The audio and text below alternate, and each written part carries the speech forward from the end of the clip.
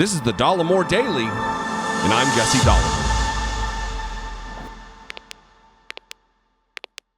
Right now in the United States, there's a budget battle that is taking place. That is not just a battle for how we're going to fund the government and several programs that are absolutely necessary for the thriving and survival of Americans all over the country. It is also a fight for priorities. A fight for the things that we deem important.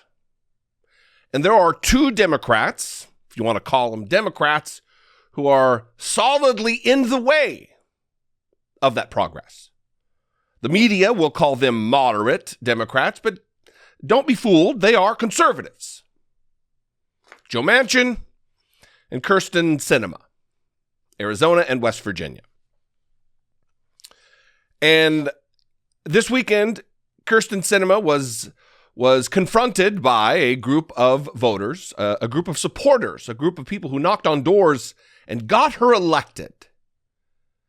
And they want a little accountability. They want to hold her accountable for the things she promised she would do, the manner with which she would represent them in the Senate. I'm going to read a little bit from this Business Insider article entitled Constituents Confront Senator in Arizona State University Bathroom Over Build Back Better Agenda and Immigration. And let me say this. Listen, there's a lot of people out there who will push back against this and say that politicians should feel safe. They shouldn't be accosted. They shouldn't be attacked. I would push back and say that this is not an attack. This was a confrontation. This was questioning of an elected official. And when you don't have a bunch of money to spend to get access to a senator, it seems the only way to get in Kyrsten Sinema's ear is to give her money. Then how else are these Arizonans, how are they supposed to get their concerns heard from the woman they put into office? That's the question. Reading from this article, after leaving Washington, D.C. amidst tense budget negotiations, Senator Kyrsten Sinema, Democrat of Arizona, has been repeatedly confronted by constituents who are demanding that she stop blocking the Biden Build Back Better agenda and to pass immigration reform.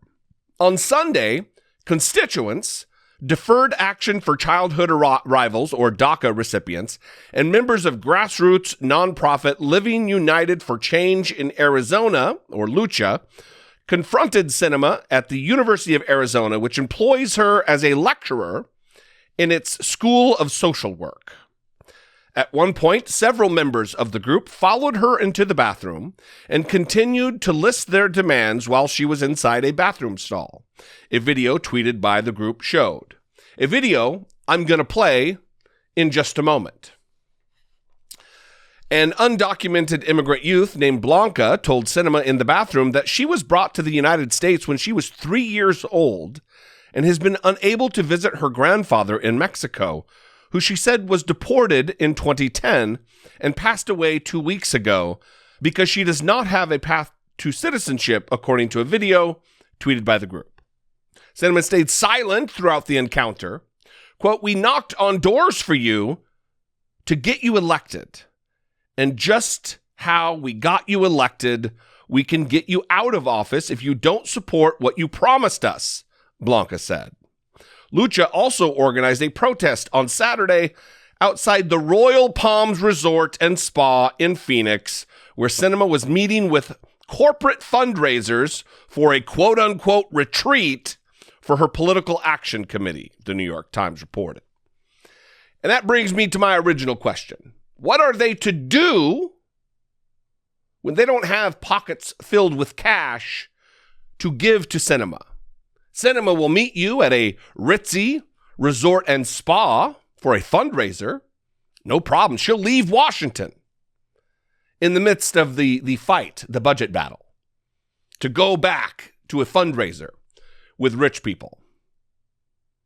But when she gets asked to stop for a moment and answer questions from constituents, she escapes. She absconds. She runs away, full retreat from the coward who seemingly is allergic to accountability. Here is that moment. Here is that video from yesterday. Watch this. I'll be back. Sinema, we want to talk to you real quick. Can we talk to you real quick? Hi, actually, I am heading out. Right now is a real moment that our people need in order for us to be able to talk about what's really happening. We need a Build Back Better plan right now. We knocked on doors. We need solutions. The Build Back Better plan has the solutions that we need. We knocked on doors for you to get you elected, and just how we got you elected, we can get you out of office if you don't support what you promised us. We need 7 million citizenship for 7 million. We need the Build Back Better plan right now. My name is Blanca. I was brought here to the United States when I was 3 years old. And in 2010, my grandparents both got deported because of SB 1070.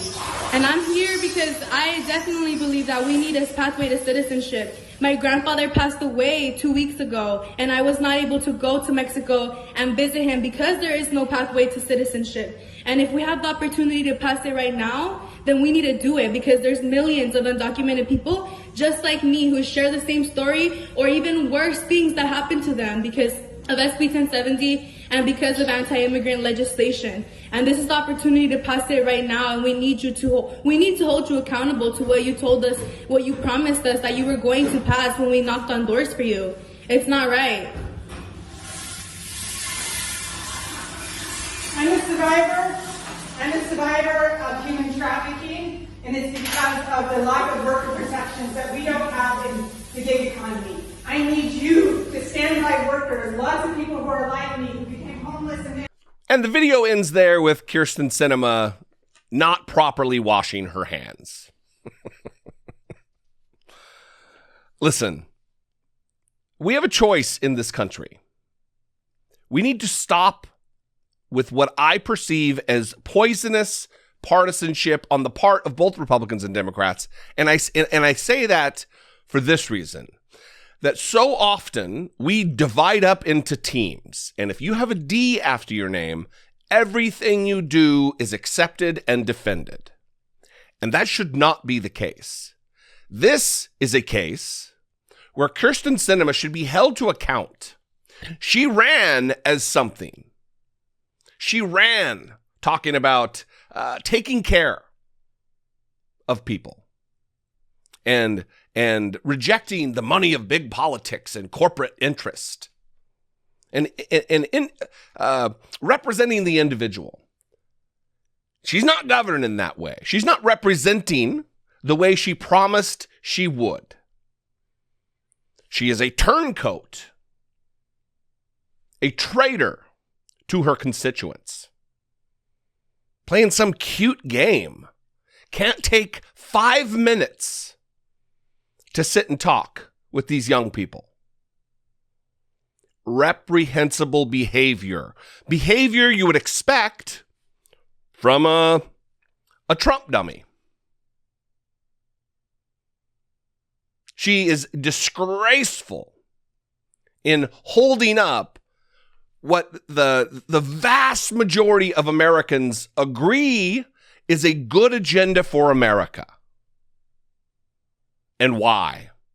Why would someone vote against increasing the minimum wage like she did a few months ago? And now, giving no explanation, no workaround, giving the American people no idea of what compromise she would accept. It's obstruction for obstruction's sake. She loves being in the spotlight if I'm making assessments about why I think she's doing what she's doing. She is filling her campaign coffers, her pockets, with donor money. Corporate donor money. What do you think, though? I'd love to know. You can call, leave me a brief voicemail, 714-576-4054. Of course, you can email me daily at dollemore.com. Thank you for joining me today and every day that you do. You can follow me on social media. I'm at Dollemore just about everywhere. Twitter, Instagram, everywhere. If I bring you value and you'd like to support my work, I would appreciate you considering that as an option. You can click the join button below this video, become a channel member, or you can head on over to patreon.com/IDoubtIt which is my podcast Patreon page. Obviously, it's my my Patreon page. I would appreciate you considering it. I love you guys. I appreciate you. I'll see you next time. And until I do, be genuine. Take care of one another.